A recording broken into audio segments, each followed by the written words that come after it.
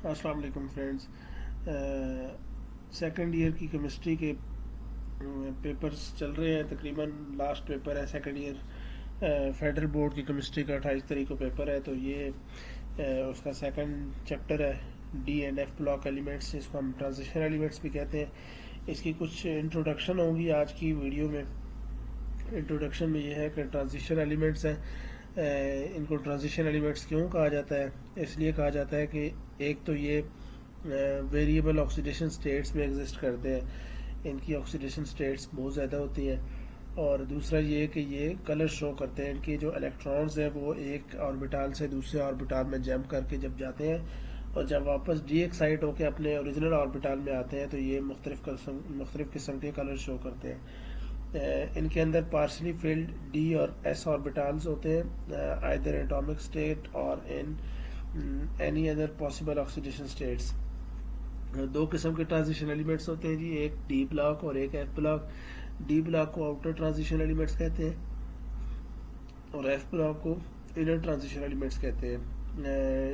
दूसरी इनकी प्रॉपर्टी ये है कि ये ट्रांजिशन एलिमेंट्स इनको क्यों कहते हैं, क्योंकि ये एस और पी ब्लॉक के जो एलिमेंट्स हैं उनके बीच में ये एग्जिस्ट करते हैं इन transition between S and P block.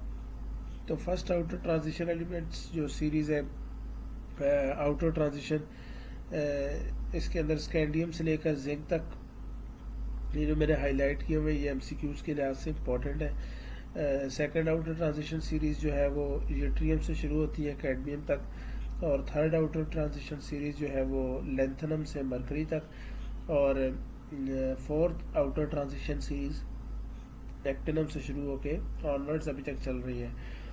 तो ये इनका जनरल फार्मूला है N-1D और NS1।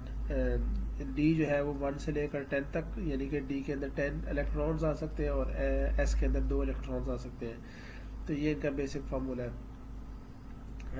इसी तरह इनर ट्रांजिशन जो है उनकी फर्दर दो स्टेट्स हैं। फर्स्ट इनर ट्रांजिशन सीरीज़ है जो कि सीरियम से शुरू हो रही है और ल्यूटेनियम तक जा रही है, और सेकंड इनर ट्रांजिशन सीरीज़ है जो कि थोरियम से शुरू हो रही है और लॉरेंशियम तक जा रही है।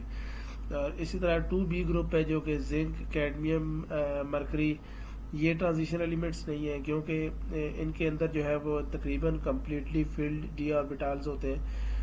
इनको जस्ट ट्रांजिशन एलिमेंट्स में इसलिए रखा गया क्योंकि इनके आउटर मोशन में इलेक्ट्रॉन जो है वो डी ऑर्बिटल तक जाते हैं। अदरवाइज इनकी जो प्रॉपर्टीज़ हैं वो ट्रांजिशन एलिमेंट्स के साथ मैच नहीं करती हैं। इस तरह इसके बाद कॉइनेज मेटल्स हैं। कॉइनेज मेटल्स वो मेटल्स होते हैं जो कि प्रीशियस मेटल्स हैं, जैसे कॉपर है, गोल्ड है, सिल्वर है। इनके आउटर मोस्ट शेल में जो है वो 10 आउटर मोस्ट शेल में डी ऑर्बिटल में 10 इलेक्ट्रॉन्स तकरीबन पूरे होते हैं। कॉपर में देख लें आपके 3D9 है और इनके इसको एक इलेक्ट्रॉन चाहिए जस्ट अपना डी ऑर्बिटल कंप्लीट करने का। एजी सिल्वर जो है वो भी 3D9 है, और गोल्ड जो है वो 3D8 है। उनके आउटर मोस्ट शेल में 2 इलेक्ट्रॉन कम होते हैं। तो ये जस्ट जो है इनको थोड़े से इलेक्ट्रॉन चाहिए होते हैं, ये फ़ौरन से अपने आउटर मोस्ट शेल के इलेक्ट्रॉन कंप्लीट कर लेते हैं। और इसी तरह टिपिकल और नॉन टिपिकल ट्रांजिशन एलिमेंट्स हैं। ग्रुप 2B जो है जिसपे जिंक, कैडमियम और मरकरी है, इसके अंदर partially filled d subshell in the elemental state और अनेक स्टेट होता है। They do not show typical properties of transition elements and to an appreciable extent, यानी कि बेसिकली इनके आउटर मोस्ट शेल जो है वो तकरीबन कंप्लीट होते हैं। तो ये या वो पार्शली फील्ड होते हैं। पार्शली फील्ड का मतलब जैसे आप देख रहे हैं जिंक के अंदर तो कंप्लीट है, कैडमियम के अंदर भी कंप्लीट है, और मरकरी के अंदर भी कंप्लीट है। तो ये कंप्लीटली फील्ड होते हैं, इस वजह से ये ट्रांजिशन प्रॉपर्टीज नहीं शो करते, इसलिए हम इसको नॉन टिपिकल ट्रांजिशन एलिमेंट्स कहते हैं। और इसी तरह 3B जो है वो उनके आउटर मोस्ट शेल में जस्ट एक इलेक्ट्रॉन होता है, तो इस वजह से वो भी ट्रांजिशन एलिमेंट्स के अंदर एग्जिस्ट नहीं करते।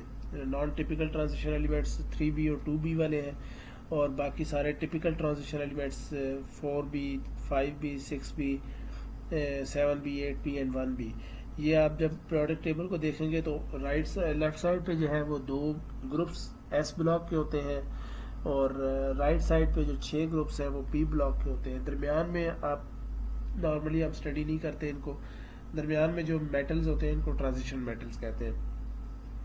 इनके जनरल फीचर्स ये हैं कि ये सारे के सारे मेटेलिक इन नेचर होते हैं, और डेफिनेटली मेटल है तो स्ट्रांग भी होंगे और सख्त भी होंगे और गुड कंडक्टर्स भी होंगे, और ये अलाइज बनाते हैं दूसरे मेटल्स के साथ। और इसी तरह इनकी ऑक्सीडेशन स्टेट्स बहुत ज़्यादा एग्जिस्ट करती हैं, और ये कलर्ड कंपाउंड्स होते हैं। ये इनकी कुछ बेसिक प्रॉपर्टीज़ हैं। ये हमारे पास इसके बाद एक टेबल है जिसमें हम scandium, titanium, vanadium, chromium, manganese, iron, cobalt, निकल, कॉपर, जिंक, इन सब की हमें इलेक्ट्रॉनिक कॉन्फ़िगरेशन दी हुई है, और हमें ये बताया जा रहा है कि इसके आउटर मोस्ट शेल में यहाँ पे डी के अंदर 1 इलेक्ट्रॉन है, इसमें 2 है, इसमें 3 है, इसमें 5 है, इसमें 5 है। यहाँ पे 5 क्यों है? क्योंकि इसके अंदर 4s के अंदर से 1 इलेक्ट्रॉन लेके ये 5 इलेक्ट्रॉन इसमें आ जाएंगे और ये स्टेबल हो जाएगा। एटम जो है वो स्टेबल दो कंडीशन में होता है। पहली कंडीशन ये होती है कि वो फुल फिल्ड हो, उसका outer most shell completely filled हो, और दूसरी कंडीशन ये होती है कि उसका outer most shell half filled हो। तो डी के स्टेबिलिटी का अंदाज़ा ये लगा लें कि डी के अंदर या फिर 10 इलेक्ट्रॉन होंगे तो वो स्टेबल होगा, या फिर 5 इलेक्ट्रॉन होंगे तो वो स्टेबल होगा। तो यहाँ पे वो अपने 5 इलेक्ट्रॉन कंप्लीट करने के लिए क्रोमियम 1 इलेक्ट्रॉन एस से ले लेता है, और उसके अंदर जो है वो पूरे 5 इलेक्ट्रॉन हो जाते हैं, तो वो स्टेबल हो जाता है। सिमिलर केस जो है वो कॉपर में है। कॉपर अपने आउटर मोस्ट शेल में 10 इलेक्ट्रॉन फिल करने के लिए 1 इलेक्ट्रॉन जो है वो बेसिकली एस से ले लेता है, तो इस वजह से वो 3d10 शो करता है। ये बुक चूंकि कन्वर्ट हुई हुई है पीडीएफ से वर्ड में, तो यहाँ पे डबल डबल इलेक्ट्रॉन शो नहीं हो रहे थे। ये वाले हैं, ये सारे आप डबल इलेक्ट्रॉन कंसिडर कीजिएगा। इसके बाद हमारे पास है जी कुछ इरेगुलरिटीज़ है, ये इतनी इम्पोर्टेंट नहीं है। इसके बाद हमारे पास बाइंडिंग एनर्जी है। बाइंडिंग एनर्जी बेसिकली क्या होती है कि इलेक्ट्रॉन्स एटम्स जो है वो आपस में बाइंड कितनी ज़्यादा कैपेसिटी से हुए हैं। तो transition metals are hard, tough, having high density, malleable and ductile होते हैं, तो इसलिए इनकी जो बाइंडिंग एनर्जीज है वो भी बहुत ज़्यादा होती है। तो इनकी वेरिएशन क्या है? जैसे जैसे हम देख रहे हैं कि यहाँ से स्कैंडियम, टाइटेनियम, यहाँ पे ऊपर वेनेडियम है, यहाँ पे अनपेड इलेक्ट्रॉन जैसे जैसे कम होते जा रहे हैं, जैसे जैसे अनपेड इलेक्ट्रॉन ज़्यादा होते जा रहे हैं, इनकी बाइंडिंग एनर्जी भी ज़्यादा होती जा रही है। अनपेड इलेक्ट्रॉन जहाँ पे कम हो गए, क्रोमियम जो है वो स्टेबल होता है तो वो इसलिए दूसरे के साथ बाइंड नहीं करता। मैंगनीज स्टेबल होता है, दूसरे के साथ बाइंड नहीं करता। फिर दोबारा आपका आयरन, कोबाल्ट, निकल, इनके अंदर अनपेड इलेक्ट्रॉन्स होते हैं, ये स्टेबल नहीं होते, तो ये दूसरे के साथ बाइंड करते हैं। और ये जिंक और कॉपर ये भी स्टेबल हो जाते हैं, क्योंकि इनके आउटर मोस्ट शेल में इलेक्ट्रॉन्स कंप्लीट हो जाते हैं, 3d10 हो जाता है। इस वजह से ये भी जो है वो बाइंडिंग एनर्जी इनकी भी कम होती है। तो यहाँ पे इनका रीज़न लिखा हुआ है, when we move from left to right in the way D block series, the number of unpaired electrons increases up to 5b यानी कि वेनेडियम फैमिली तक, और एंड 6b यानी कि क्रोमियम फैमिली तक। After the pairing of electron, जैसे जैसे electrons की पेयरिंग स्टार्ट हो जाती है तो unpaired electrons become 0 at group 2b। It means that binding forces goes on increasing up to vanadium. जैसे जैसे आपके अनपेड इलेक्ट्रॉन्स इंक्रीज हो रहे हैं तो वेनेडियम तक इंक्रीज होगी, और उसके बाद दोबारा से डिक्रीज होती जाएगी, और जिंक में यानी कि 2b के जो जिंक है वो तकरीबन उसमें 0 के करीब पहुंच जाएगी। इसके बाद इनकी जो है वो वेरिएबल ऑक्सीडेशन स्टेट्स है, ये नीचे टेबल दिया हुआ है। +2 जो है वो तकरीबन सबकी ऑक्सीडेशन स्टेट होती है +2 से लेकर +7 तक, कुछ की +1 भी होती है। तो ये सब इनकी ऑक्सीडेशन स्टेट्स हैं। इसके बाद इनकी कैटालिटिक एक्टिविटी है। आप अक्सर देखेंगे जितने भी आप कैटलिस्ट यूज़ करते हैं, जैसे निकल है, जिंक ऑक्साइड है, ये सब एज अ कैटलिस्ट यूज़ किए जाते हैं। A mixture of zinc oxide and chromium oxide is used for manufacturing of methyl alcohol, nickel, platinum और प्लेडिनियम, ये सब हाइड्रोजनेशन में यूज़ होते हैं। हाइड्रोकार्बन्स आपने पढ़े हैं सारे, उसके अंदर जहाँ पे भी हाइड्रोजनेशन हो रही होती है वहाँ पे हम रेने निकल यूज़ करते हैं। इसी तरह मैंगनीज डाइऑक्साइड जो है वो डिकम्पोजिशन ऑफ H2O2 में यूज़ होता है। टाइटेनियम क्लोराइड जो है वो यूज़ होता है प्लास्टिक्स की मैन्युफैक्चरिंग में। वेनेडियम पेंटाऑक्साइड बड़ा मशहूर कैटलिस्ट है जो कि आपके कॉन्टैक्ट प्रोसेस SO3 और SO2 को SO3 में कन्वर्ट करने के लिए यूज़ होता है H2SO4 की मैन्युफैक्चरिंग में। और आयरन जो है वो NH3 की हेबर्स प्रोसेस में यूज़ होता है। और इसके बाद इनका मैग्नेटिक बिहेवियर है। मैग्नेटिक बिहेवियर में 3 किस्म के मैग्नेटिक बिहेवियर आ जाते हैं। पहला पैरामैग्नेटिक है, दूसरा फेरोमैग्नेटिक है, तीसरा डायमैग्नेटिक है। पैरामैग्नेटिक जो है वो unpaired electrons outer most shell में ज़्यादा होंगे तो पैरामैग्नेटिज्म हो जाएगा, जिससे वो electron substance can be magnetized, हम उसको वो पहले से मैग्नेट होता है और वो अब सब्सटेंस को अट्रैक्ट कर लेता है, वो पैरामैग्नेटिक कहते हैं। और कुछ सब्सटेंसेस ऐसे होते हैं जो कि मैग्नेटाइज्ड हो सकते हैं, उनको हम फेरोमैग्नेटिक कहते हैं। इनको हम कंडीशंस देते हैं जिसकी वजह से वो मैग्नेट बन जाते हैं। और कुछ सब्सटेंसेस ऐसे होते हैं जो कि इनके आउटर मोस्ट शेल में इलेक्ट्रॉन्स पेयर्ड की फॉर्म में होते हैं, तो ये डायमैग्नेटिक होते हैं। तो नीचे इनकी अलाई फॉर्मेशन, ये वाला टेबल बहुत इंपॉर्टेंट है।